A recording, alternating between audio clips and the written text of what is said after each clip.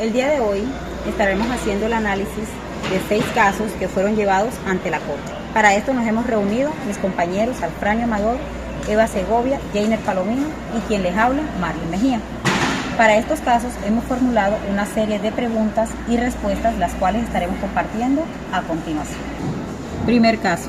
En el 2015, un trabajador fue contratado como maestro de obra en una ciudad distinta donde él residía. Estando ya en esa nueva ciudad, una mañana se dirigía a su lugar de trabajo a las 7:30 de la mañana. Él se dirigía a pie. Fue interceptado y asesinado. Ante esto, su compañera sentimental solicitó el pago de la pensión sobrevivientes. Este caso nos lleva a hacernos los siguientes interrogantes. Primeramente, ¿qué es un accidente de trabajo? Un accidente de trabajo es todo suceso repentino que sobrevenga por causa o ocasión del trabajo y que cause en la persona invalidez o la muerte. Esto nos lleva a preguntarnos ¿qué es causa o ocasión del trabajo? Causa del trabajo, un accidente con causa del trabajo es aquel que está directamente relacionado con la labor que realiza el trabajador. Un accidente con ocasión del trabajo es aquel que está relacionado indirectamente con la labor que realiza el trabajador, pero ocurre dentro de su entorno laboral. Esto nos lleva a indagar cómo define la ley un accidente de trabajo. En la ley 1562 del 2012, artículo 3, define un accidente laboral como todo suceso repentino que sobrevenga por causa o ocasión del trabajo y que produzca en la persona una lesión orgánica o una perturbación física o psiquiátrica, la invalidez o la muerte. También es considerado un accidente laboral aquel que sucede por órdenes del empleador, así sea fuera del lugar de trabajo. También se considera un accidente laboral aquel que se realiza durante el transporte, aquel que sucede durante el transporte del trabajador de su residencia hacia su lugar de trabajo y viceversa. Nuestro cuarto interrogante. ¿Por qué es importante determinar si es o no un accidente de trabajo? Es importante determinar si es o no un accidente de trabajo para definir si la ARL paga o no la pensión a la viuda. Nuestro quinto interrogante. Si el accidente ocurrió mientras el trabajador se dirigía de su casa hacia su lugar de trabajo, ¿se considera un accidente laboral o no? En este caso no es un accidente laboral porque el trabajador se dirigía a pie y no era transportado por ningún tipo de transporte suministrado por la empresa. En este caso, concluyó la Corte con el no pago de la pensión hacia la viuda. Alfranio Amador, hoy hablaremos sobre un caso que se llama culpa por accidente de trabajo. En estos momentos vamos a explicar una breve reseña de lo que ya se aprendió. Entonces les comparto lo que yo analicé. Dice, el cotero desempeñaba de forma exclusiva las labores para las que fue contratado. El trabajador fue contratado como cotero y en revisión de mercancías.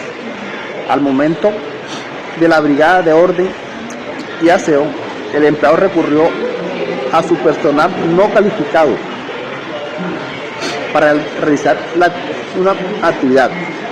Fue la actividad o mecanismo que utilizó el cotero para desarrollar las labores de pintura designadas y contaba o no con la autorización del empleador para utilizar ese mecanismo.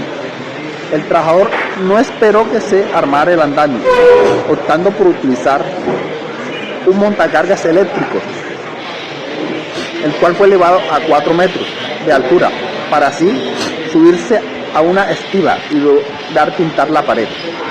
El trabajador no contaba con la autorización para utilizar el mecanismo que se implementó. ¿Cuál fue la decisión del juzgado en primera instancia? El juzgado ordenó a la cooperativa y al supermercado indemnizar a las hijas y a la esposa, ya que dependían económicamente del trabajador por los daños causados. Luego que el supermercado apelara la decisión cuál fue la decisión del tribunal y cuáles fueron los argumentos de este tribunal. El tribunal revocó el fallo de primer grado y absolvió a las demandas de todas las peticiones, argumentando que el trabajador no obedeció las órdenes de seguridad utilizando un montacarga sin la autorización para realizar la actividad que se le había designado. ¿Cuál fue la postura de la sala de descongestión laboral sobre el caso? Es decir, ¿qué dijeron al respecto la sala de descongestión? Si bien es cierto, el actuar del trabajador fue imprudente al utilizar un montacargas eléctricos sin autorización del empleador, también se presentó una concurrencia de culpas que no exoneran al empleador, debido a que la empresa incumplió una de sus obligaciones, tener un control de trabajo en altura, y que utilizara también herramientas y dotación adecuada para la misma. Realizar la actividad designada, a lo que la sala traduce como falta de diligencias y cuidados al tratarse de un alto riesgo, debía ser supervisada por personal calificado, lo que fue ignorado por la empresa. La empresa no contaba con capacitación ni contaba en este momento con medidas de seguridad para trabajos en altura. La omisión en el cumplimiento de las diligencias y cuidados debidos constituyen conductas culposas del empleado. La sala también afirmó que no se debe aceptar que una persona que desempeñe funciones como la de cotero se le asignaran tareas ajenas a su servicio, colocando en riesgo el momento de asignarle una actividad peligrosa de trabajo en altura, sin tener capacitación adecuada, ni brindarle los elementos de protección adecuados. También la Corte cesó y firmó integralmente la sentencia condenatoria en primer grado que condenó las demandas a pagar a la esposa e hijas del trabajador indemnización plena de perjuicios. ¿Cuál es la definición en estos momentos de trabajo en altura? Toda actividad realizada por un trabajador que ocasione la suspensión o un desplazamiento en el que se vea expuesto a un riesgo de subida, de caída, a una altura mayor de 150 metros, a altura de relación del plano de los pies del trabajador al plano horizontal más cercano. ¿Cuáles son los elementos en estos momentos de protección personal y cuáles se considera usted que serían adecuados para esta actividad que les va a asignar el cotero? La responsabilidad de empresa en el accidente que sufrió un técnico en un cajero. Accidente por exposición a ruido que le ocasionó incapacidad parcial permanente. Pérdida auditiva del 26%. La demanda fue presentada contra la empresa y sus socios. El técnico buscaba que reconocieran la respectiva indemnización. La Corte concluyó con el caso de sentencia que la empresa sí es responsable de los daños que ocasionaron al empleado. Se le otorgó el fallo a favor del demandante, ya que se demostró que a la empresa y sus socios tenían conocimiento directo de que sí estaban instaladas dichas trampas de aturdimiento en sus cajeros y tomó las medidas de prevención estipuladas ante el riesgo de exposición auditiva.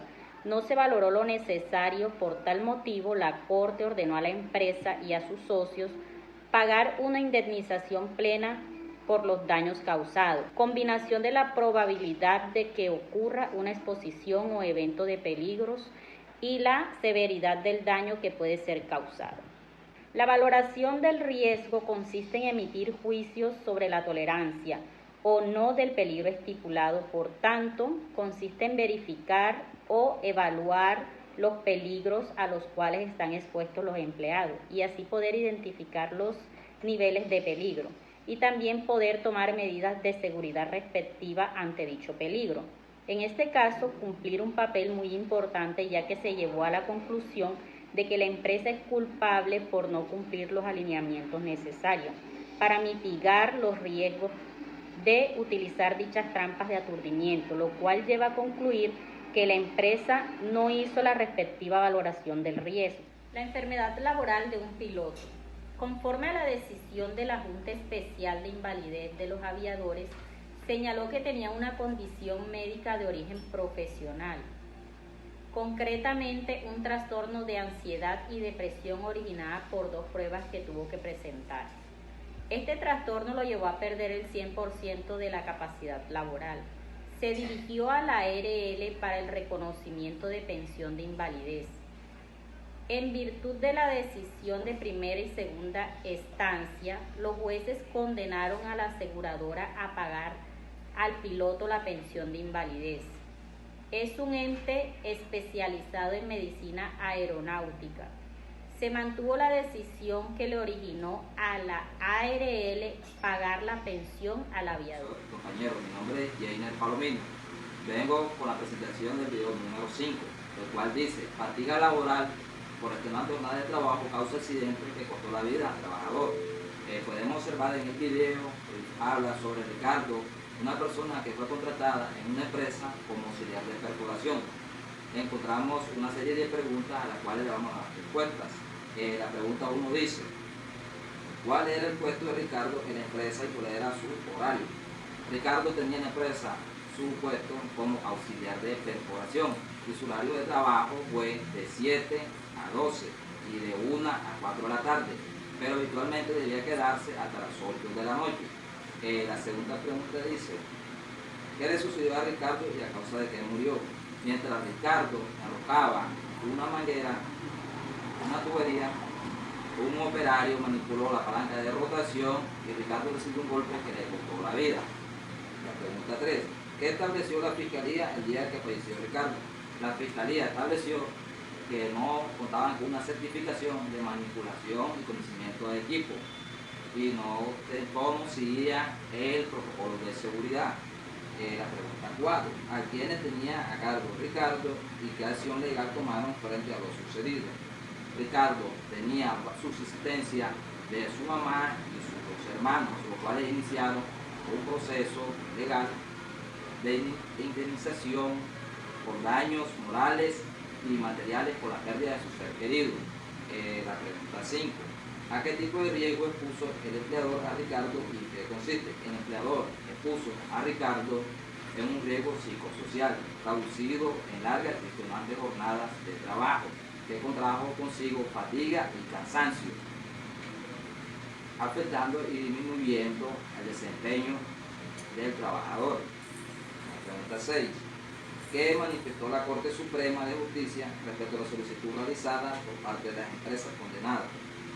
Confirmó la sentencia y recordó a los empleadores que es obligación adoptar medidas preventivas para el cuidado de las personas durante la ejecución de una actividad.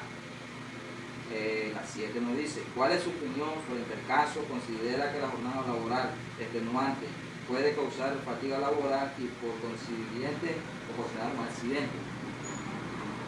Sí lo considero una jornada extenuante a la que estaba expuesta Ricardo. Definitivamente puede ser causante por una fatiga laboral a los horarios de trabajo y esto aumenta el riesgo a un accidente laboral. El caso número 6 se basa en el análisis de un caso de acoso laboral que desencadenó una enfermedad mental. Una docente fue contratada para laborar en una universidad. En el momento de la contratación, la docente gozaba de perfecta salud. Con el paso del tiempo y debido al maltrato y al acoso laboral al que fue sometida, fue diagnosticada con depresión y ansiedad y también se le formularon medicamentos y se vio obligada a pedir algunas incapacidades en la universidad. La La universidad, consciente de la situación de la docente, decidió no renovar su contrato. Ante esta situación, la docente decidió entablar una demanda laboral. Esto nos lleva a hacernos las siguientes preguntas. ¿Cuáles fueron las razones del maltrato y del acoso y de parte de quién provenían? Las razones del maltrato y del acoso laboral provenían de parte de un vicerrector de una seccional de la universidad, quien era jefe directo de la docente. Este la humillaba constantemente, le gritaba, incluso hasta golpeaba en su escritorio. ¿Tenía o no permiso la universidad para suspender el contrato a la docente? La universidad no contaba con permiso para revocar el contrato a la docente, dado que en estos casos es indispensable el permiso del Ministerio de Trabajo para poder tomar una decisión así. Esto nos lleva a las dos últimas preguntas. ¿Qué decisión tomó la Corte al respecto del caso y qué nos dice acerca de salud mental? Con respecto a este caso, la Corte confirmó la decisión de condenar al centro educativo y que le fuesen retribuidos a la docente sus salarios y sus prestaciones. Con respecto a la salud mental, y a diferencia de la física, no se puede diagnosticar hasta que el paciente presenta signos evidentes del trastorno. Ya para concluir, estos 6 casos nos han permitido evaluar las distintas causas de accidentes y cómo la ley o la legislación nos permite evaluarlos y determinar las responsabilidades en cada caso.